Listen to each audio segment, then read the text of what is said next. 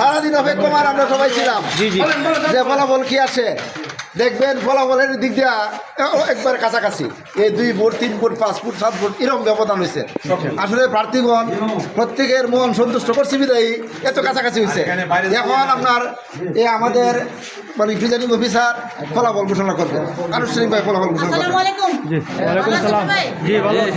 আচ্ছা, প্রথমে আপনাদেরকে ধন্যবাদ জানাই, কারণ আজকে সারাদিন আপনারা অত্যন্ত ভদ্রভাবে আমাদেরকে খুবই সুন্দর আচরণ করে আমাদেরকে নির্বাচনটা সুষ্ঠু একটা নির্বাচন উপহার দেওয়ার জন্য আপনারা আমাদেরকে সহযোগিতা করেছেন। এই জন্য আপনাদেরকে অনেক অনেক ধন্যবাদ।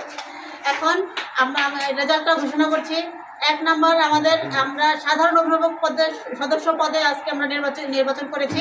সেটার 1 নম্বর প্রার্থী ছিলেন জনাব আশরাফ হোসাইন, উনি পেয়েছেন, ওনার প্রাপ্ত ভোট হচ্ছে 80। এবং 2 নম্বর হচ্ছে জনাব মোজাম্মেল হক, ওনার প্রাপ্ত ভোট 86।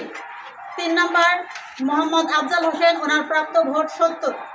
এবং 4 নম্বর মোহাম্মদ জাকির হোসেন ভুইয়া, ওনার প্রাপ্ত ভোট 76। এবং 5 নম্বর এবং সর্বশেষ আমাদের মোহাম্মদ সেলিম মিয়া, ওনার প্রাপ্ত ভোট 88। এবং 5 নম্বর সেলিম মিয়া, উনি 88 ভোট পেয়ে প্রথম নির্বাচিত হয়েছেন। এরপর দ্বিতীয় হয়েছে জনাব মোজাম্মেল হক, 86 ভোট পেয়ে উনি দ্বিতীয় নির্বাচিত হয়েছেন। এবং জনাব আশরাফ হোসাইন 80 ভোট পেয়ে তৃতীয় নির্বাচিত হয়েছেন।